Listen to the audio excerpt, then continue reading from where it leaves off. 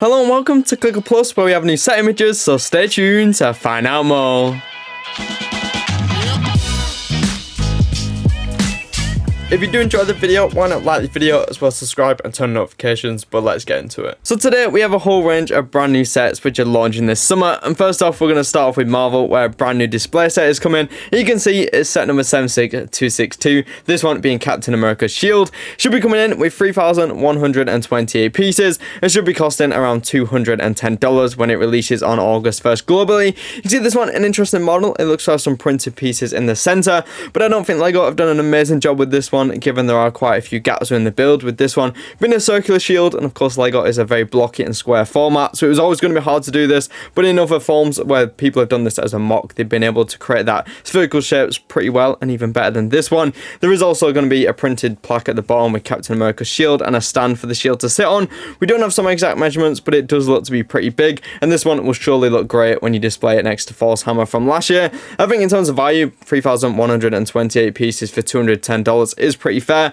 This one I presume will be hit or miss for some people. A great display model, others it'll be hard to get past the holes in the model when you have got it on display. But yeah, an interesting one. I presume the build will be pretty boring as well, given it is just a lot of plates and the same like 20 times going around the center. So I'll be interested to see how this one performs when it launches in August. Then on top of that, in the catalog which showed these sets, there is brand new teaser for the LEGO Marvel minifigure series. That one confirms the series is coming in September. That one should be the first series which is coming in boxes. Sadly, no images yet of that series. Then we move on to where things get exciting with images of a few of the LEGO Star Wars sets which are launching in August, and this one, an exciting one, being 75359. This one, titled the Republic Swamp Speeder, should be coming in with a very low piece count of 108 pieces, basically a battle pack, and should be coming in at a price around about $21. It seems they're increasing and decreasing this price, but yeah, you can see the main draw for this set will be the minifigures. The Swamp Speeder itself is pretty cool with that grey and blue colour scheme, and the minifigures, we are going to be getting Clone Captain Vaughn, and then 3 of the regular Clone Troopers, the 332nd ones. These are brand new, using the brand new clone helmet. 1 or 2 of them looks to have a jetpack as well.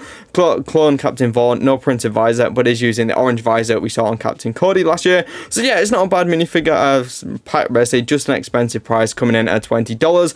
But one which also has a lot of minifigures, this one being the biggest set for this year in terms of the play sets, that's launching in August, being 75365, the Yavin Rebel Base. We've known about this one for a while. It's going to be containing 1,065 pieces. Should be retailing for $160. You can see the build itself is maybe just a little bit of a glorified Floor Plus set. This one definitely focused on play rather than display. Of course, it's not a UCS model. It is going to be coming with a not UCS Y-Wing, just a microfighter version of a Y-Wing basically. This one a little bit bigger than a microfighter, but not huge like the playset versions we've seen in past. The minifigure section is where the highlights will be. We are getting some brand new versions. That Princess Leia minifigure is looking great. Also some pilots as well. We're also getting Luke and Han, Chewbacca, C-3PO, R2-D2, another droid as well, then a Rebel Fleet Trooper and some Rebellion crew. So definitely packed out with a lot of minifigures. Probably explains that 1,065 pieces for $160 value. There are going to be a lot of big pieces. You can see the Watchtower uses some larger elements and also some big bricks for the main stand. But definitely an expensive one, but some good minifigures included with that one. I think with Yavin though, it's hard to tell if LEGO should have really gone for that $160 price point. It's obviously expensive,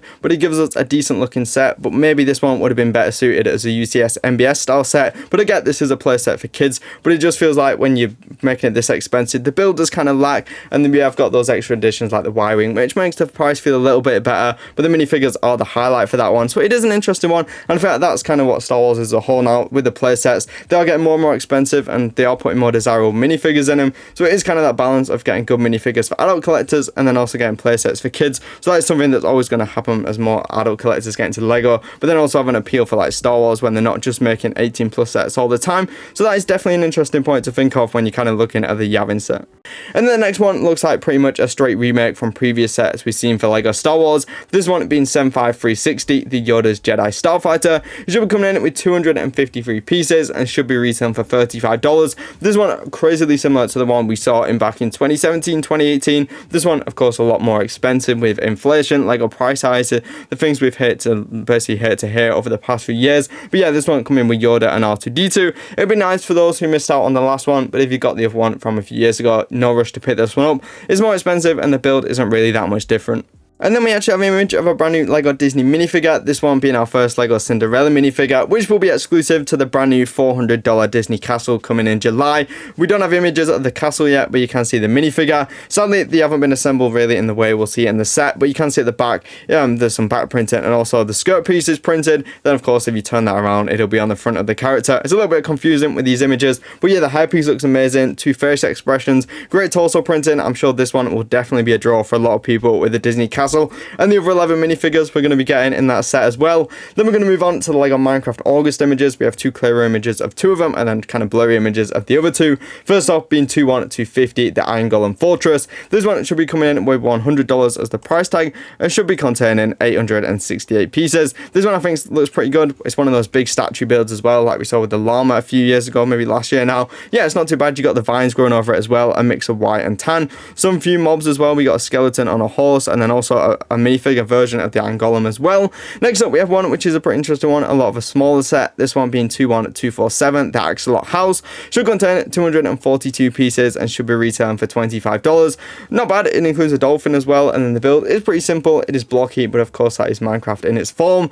Then we have the brand new crafting box. This one we can only see one of the 2-in-1 models and not the main build, but this one you are basically encouraged to build your own things with it. Being 2/1/249, the crafting box 4.0, so the fourth version of this one. 605 pieces for that one, and should be retailing for $70. And not a bad parts pack, but definitely maybe a little bit expensive for this one. 600 pieces for $70. A lot of them are bigger bricks though, so it is a little bit understandable. Then one we can only see half the set of, this one being 2/1/248, the Pumpkin Farm. 257 pieces and should be retailing for $35. Don't know any of the creatures. Maybe there's a witch on the left there, which will bring the witch more back, so I'm interested to see some official images of that one. But I think out of the Minecraft sets, the Iron Golem is definitely the highlight. The LEGO Minecraft theme is now one of LEGO's most longest running licensed themes of recent times, and it seems they're still continuing to giving it a lot of love, giving it all the new mobs and bringing back old ones which haven't been in sets for a long time, as they kind of do appreciate on the second-hand market. So like I was saying before, we are getting the witch again, which collectors will be really cool to see, and they keep bringing in that new content that we see from the new Minecraft updates, which is always welcome. So definitely it seems LEGO has no plans to discontinue Minecraft anytime soon. Of course, we've got the brickheads this year as well, so it looks like in the future we'll continue to get more Minecraft sets, and this wave definitely doesn't disappoint. I'm sure if you're a big Minecraft fan, you'll be seeing all those little details as I talk through those set images.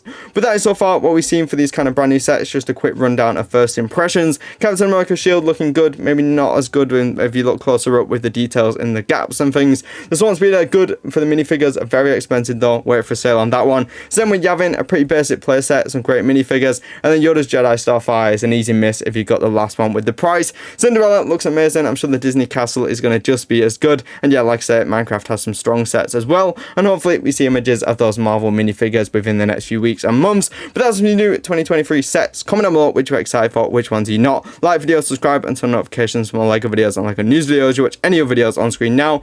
Remember guys, keep clicking and bricking. I'll see you all later guys. Bye bye.